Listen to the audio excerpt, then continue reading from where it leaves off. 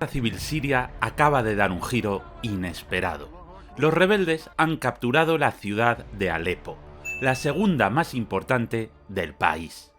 Los vídeos, con los milicianos rondando las zonas urbanas, han corrido como la pólvora. Pero, ¿significa eso que el régimen de Al-Assad está acabado? ¿Ganarán los rebeldes la guerra civil? ¿Queda poco para que el conflicto termine? Bueno, pues si la complicada situación de Siria te es confusa, en este vídeo vamos a explicar, en líneas generales, qué está pasando allá. Así es el conflicto en Siria. El conflicto en Siria, que comenzó en 2011 como parte de la llamada Primavera Árabe, se ha convertido en una de las guerras civiles más complejas y devastadoras de la historia reciente. La guerra en Siria tiene sus raíces en el descontento social y político que existía en el país mucho antes de 2011. La familia Al-Assad ha gobernado Siria desde 1971, cuando Hafez al-Assad asumió el poder tras un golpe de Estado. Su régimen, basado en el control autoritario y la represión, continuó bajo su hijo Bashar al-Assad, quien asumió la presidencia en el año 2000. Aunque se esperaba que Bashar trajera reformas, su gobierno mantuvo el autoritarismo y la represión que habían caracterizado a su padre. Pero como en muchos países de la zona, el autoritarismo también servía para encarcelar a radicales religiosos que no querían la democracia, sino instaurar un régimen regido por las leyes religiosas, la Sharia, algo parecido al Afganistán de los talibanes. Así que, como Al-Assad era el mal menor, se le toleraba. La primavera árabe, que comenzó en Túnez y se extendió rápidamente por todo el mundo islámico en 2011, inspiró a miles de sirios a protestar pacíficamente demandando reformas democráticas y el fin de la corrupción y la represión. Aunque, entre ellos, indistinguibles, también estaban los islamistas, que nos querían vender al resto del mundo el discurso de que buscaban la democracia, cuando su agenda era muy distinta. El régimen respondió con violencia, utilizando fuerzas de seguridad para reprimir las manifestaciones. Con el aumento de la represión y la radicalización de las protestas, varios grupos armados de la oposición se formaron en Siria, dispuestos a luchar contra el régimen de Al-Assad. Estos grupos incluyeron a facciones laicas y moderadas, que querían una democracia, pero también a grupos islamistas y yihadistas, que querían montar su propio Afganistán, lo que complicó la dinámica del conflicto.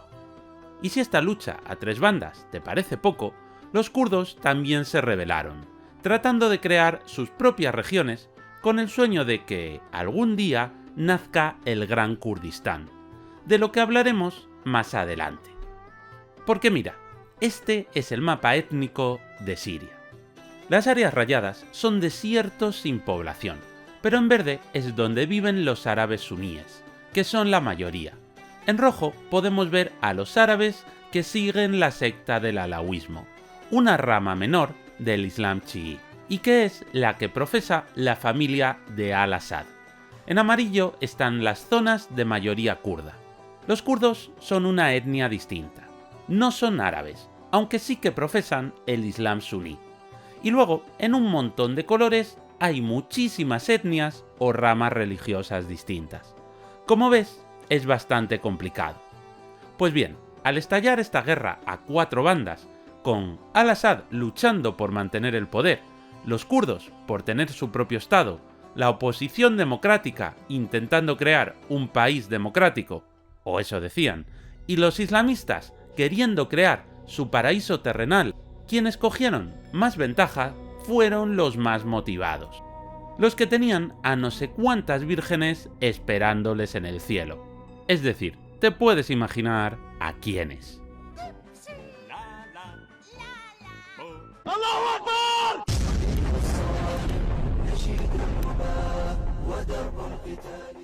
Y para 2015 tenemos a los islamistas controlando toda la zona gris y amenazando con tomar todo el país. Los islamistas fundaron tanto en Siria como en Irak lo que llamaron el Estado Islámico de Siria y Levante, es decir, el ISIS, un califato religioso con capital en la ciudad de Raqqa.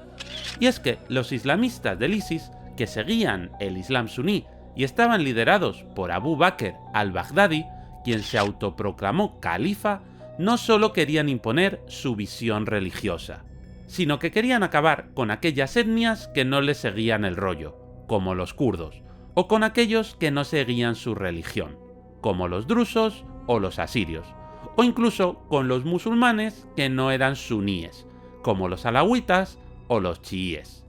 Es decir, su lema era: o crees en el Islam exactamente con los mismos matices que yo, o acabo contigo.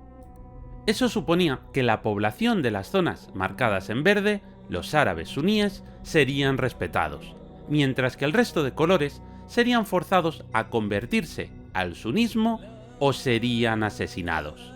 Y eso, como te puedes imaginar, no le gustaba a nadie, tan solo a los miles de jóvenes radicalizados de todo el mundo que acudían a combatir allí, mientras los gobiernos de la zona veían cómo se producían masacres de kurdos, de asirios o la destrucción de antiguas ruinas romanas. Y quizás te preguntes, ¿qué demonios es esto del Islam chií y el suní? Aunque a veces utilicemos como sinónimos las palabras musulmán y árabe, no son lo mismo. Musulmán es el que practica el Islam, y árabe es una etnia. Es decir, aquí tenemos a Mohamed, que es árabe y musulmán, pero también podemos tener a Kevin, que es caucásico, pero puede ser musulmán. Es decir, que puede haber distintas etnias practicando la misma religión. En este mapa puedes ver los países que tienen población islámica. Cuanto más claro es el color, como en Etiopía, significa que hay menos musulmanes, y cuanto más oscuro, como en Arabia Saudí, es que hay un porcentaje mayor. Y casi todo el mapa sale en verde, pero te habrás fijado en que hay otros dos colores. Bien, pues eso se debe a que cada color representa las tres ramas principales del Islam. Pasa igual que con el cristianismo, que todos creen en Jesús y tal, pero hay divisiones entre católicos, ortodoxos y protestantes, porque cada grupo tiene distintas interpretaciones de la religión. Así que aquí, en verde, están los musulmanes suníes, que son la rama mayoritaria, y en rojo los chiíes, que son el segundo grupo en importancia. Y si bien hoy en día los cristianos se llevan todos bien y no discuten por la religión, seguramente sepas que en el pasado hubo guerras por motivos religiosos. Por ejemplo, la Guerra de los 30 años, que asoló Europa, enfrentando a católicos y protestantes. Pues en el mundo islámico todavía sucede eso, y suníes y chiíes se llevan a matar. Así que los radicales se propusieron pasar a cuchillo a todos los chiíes. Y recuerda que el ISIS controlaba esta zona. Ostentaba el poder en dos países en los que había un porcentaje relevante de chiíes, y causaron masacres. Y este mapa es una simplificación país a país, porque la realidad, si vamos al detalle de dónde vive cada rama religiosa, nos da un mapa como este. Aquí puedes ver en verde oscuro a los chiíes, destacándose la mayor parte de Irán, el centro de Afganistán, parte de Irak, dos pequeñas áreas de Arabia Saudí, Yemen y Líbano. Luego también hay algunas comunidades a lo largo de Turquía y el sur de Egipto. Y en verde claro tenemos el sunismo, que es mayoritario en Afganistán, en Turquía, en parte de Irak, en Siria, en Jordania y en Egipto. En color morado tenemos el wahabismo, que es una rama del Islam suní muy importante en Arabia Saudí o en Emiratos Árabes. El sunismo es una minoría en lugares como Líbano o Irán. Como ves, sunismo y chiismo están muy divididos en los países, y estas tensiones religiosas son muy fuertes, especialmente entre el Irán chií y la Arabia Saudí suní. Y en aquellos países religiosamente muy divididos, como Siria, Irak, Yemen o Líbano. La brutalidad del ISIS atrajo la intervención militar de una coalición que era el mayor crossover de la historia reciente. Rusia acudió en ayuda de Bashar al-Assad, a cambio de 2 bases militares, una naval en Tartus y otra aérea en Yemeimin. Estas 2 bases servirían a Rusia para meter la cabeza en una región de la que había desaparecido desde la caída de la Unión Soviética. Irán también apoyó a al-Assad, ayudando a entrenar tropas, financiando su ejército y proporcionándole armamento. Irán es un país chií, y claro, no veía bien que el ISIS, que iba decapitando chiíes por donde avanzaba, se hiciera más poderoso. Pero mientras que Occidente había simpatizado con los rebeldes prodemocráticos al principio, ahora se veía en la encrucijada. Los rebeldes prodemocráticos no lograban nada, mientras que el ISIS avanzaba como un rodillo, y solo los kurdos eran capaces de lograr retener el noreste del país. Así que Estados Unidos, Francia, Reino Unido, Turquía, Arabia Saudí, Jordania y otros países comenzaron a bombardear desde el aire al ISIS mientras apoyaban a los kurdos. Así que ahí estaba una extraña coalición de Estados Unidos y países occidentales y musulmanes suníes junto a Siria, Rusia, Irán y los rebeldes sirios no radicales, atacando todos a la vez al ISIS. ¿Y podría salir bien esta extraña alianza?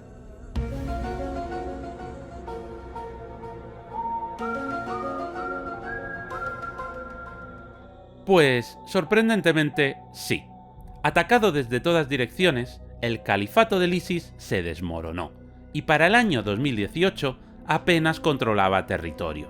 En 2021, la coalición anti-ISIS se desarticuló, y desde entonces, la guerra civil siria ha vuelto a ser un todos contra todos. Hoy en día, el ISIS solo sobrevive en pequeñas células terroristas en zonas poco pobladas, mientras que el resto del país se divide así. En rojo, la zona controlada por al-Assad, que es la más grande, pero que tampoco logra avanzar. En amarillo, la zona bajo control del pueblo kurdo, que aspira a tener su propio estado, aunque de los kurdos hablaremos más adelante. En verde tenemos zonas con facciones apoyadas por Turquía. En blanco, a los rebeldes supuestamente prodemocráticos. Y digo supuestamente, porque a estas alturas yo aquí ya no me fío de nadie. Y en verde turquesa, al sur, otra zona rebelde, donde Estados Unidos tiene una pequeña base donde ha puesto algunos radares y sus cosas tecnológicas para enterarse bien de lo que pasa por allí. Como ves, el conflicto en Siria ha atraído a numerosos actores regionales e internacionales, cada uno con sus propios intereses y agendas. Irán ha apoyado al régimen de al-Assad desde el inicio del conflicto, ya que al-Assad es alawita, una variante del chiismo, y además tiene un gobierno autoritario y anti-israelí similar al suyo. Rusia también ha apoyado a al-Assad a cambio de un par de bases y porque le gusta el rollito de los dictadores con mano dura. Incluso la milicia de Hezbollah ha luchado junto a las fuerzas sirias bajo el paraguas del eje de la resistencia, un concepto del que hablaremos más adelante. Por otro lado, Turquía ha tenido un papel ambivalente en el conflicto. En un principio apoyó a algunos grupos rebeldes sirios y ha intervenido militarmente en varias ocasiones con el objetivo de crear una zona de seguridad en el norte de Siria. Turquía también ha buscado limitar el avance de las milicias kurdas en la región, a las que considera vinculadas al Partido de los Trabajadores del Kurdistán, un grupo separatista kurdo que Turquía clasifica como terrorista. Y Estados Unidos y sus aliados han intervenido en Siria principalmente para combatir al ISIS y, en menor medida, para apoyar a ciertos grupos opositores moderados. Las fuerzas estadounidenses sí que han colaborado más estrechamente con las milicias kurdas. Sin embargo, la retirada parcial de las tropas estadounidenses en 2019 ha dejado a las fuerzas kurdas en una posición vulnerable. De todas formas, el apoyo occidental a estos grupos solo fue importante en la etapa de lucha contra el ISIS. El resto del tiempo han tenido un apoyo tan minúsculo que no ha sido decisivo. Occidente tiene miedo de apoyar firmemente a cualquier bando porque no se fía de nadie. Y tampoco apoyan demasiado a los kurdos para no enfadar a Turquía, un aliado clave que no se pueden permitir perder. Ahora mismo la guerra en Siria está estancada. Ninguno de los rivales tiene suficiente poder para imponerse, y los aliados de las partes tampoco se atreven a poner toda la carne en el asador para no desatar una reacción de los rivales geopolíticos. Así que, ¿cuál es el resultado? Pues una de las peores crisis humanitarias del siglo XXI. Según estimaciones de la ONU, más de 500.000 personas han muerto desde el inicio de la guerra, y millones más han sido desplazadas dentro y fuera del país. Casi 7 millones de sirios se han convertido en desplazados internos, mientras que casi 6 millones más han buscado refugio en otros países, principalmente en Turquía, Líbano y Jordania. El uso de armas químicas por parte de Al-Assad contra los grupos de la oposición, ya fueran radicales del ISIS o no, es uno de los puntos más controvertidos.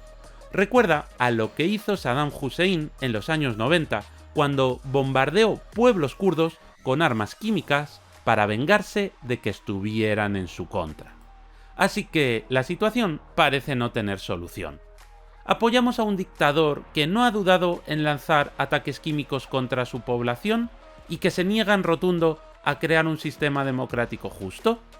¿Apoyamos a los kurdos y partimos Siria en dos, desatando las iras de Irak, Turquía e Irán por dar alas a que se cree un gran Kurdistán a costa suya?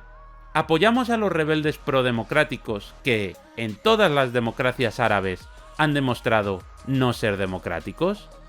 ¿Dejamos todo a su libre albedrío y que el ISIS renazca? ¿O mantenemos esta interminable guerra congelada con miles de muertos cada año porque no sabemos cómo lograr una solución que satisfaga a todos? Pues mucho me temo que sucederá esto último. Y en este contexto es cuando los rebeldes han logrado avanzar sobre Alepo, lanzando una serie de ataques que han logrado penetrar en pocos días en la ciudad, en un frente que llevaba 4 años congelado. Se ha visto incluso cómo los rebeldes destruían la estatua erigida en memoria del hermano de Al-Assad. Y al frente del ataque está la milicia HTS. Quienes han tomado Alepo son una coalición de grupos rebeldes, entre los que destaca HTS, Hayat Tahrir al-Sham. Pero recuerda, estos no son los rebeldes prodemocráticos que quizás soñemos. La milicia HTS es un grupo armado islamista radical, salafista. Tiene su origen en Al-Nusra, que es como se llamaba a Al-Qaeda en Siria. Pero HTS se escindió de Al-Qaeda y aunque se parecen en su ideología radical, no son lo mismo.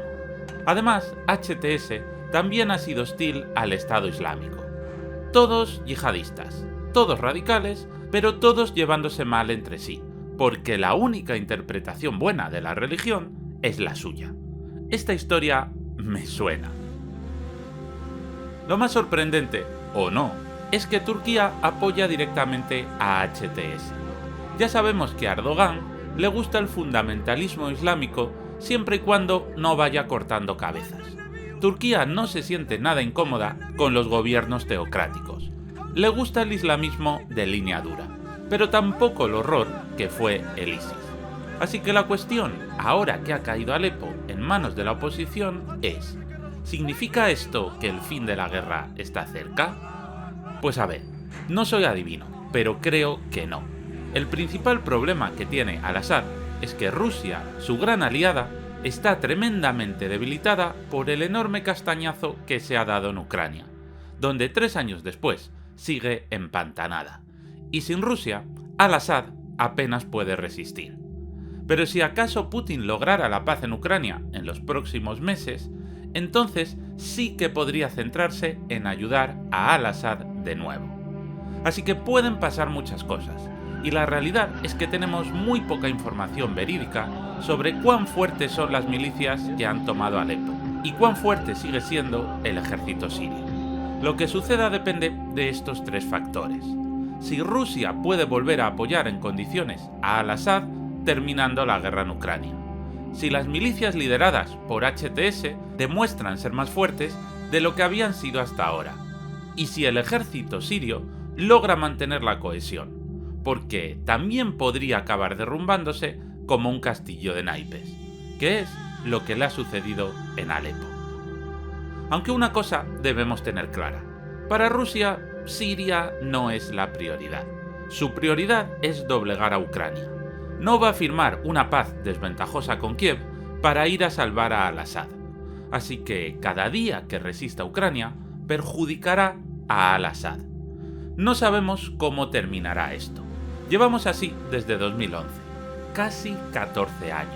Pero puede, y digo puede, que la cuenta atrás para Al-Assad haya comenzado.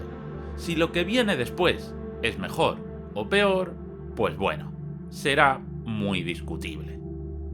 Si te interesan estos temas de geopolítica, geografía e historia, en el canal tenemos muchos más documentales. Te invito a que veas alguno más. Y si has llegado hasta aquí, significa que el vídeo te ha gustado.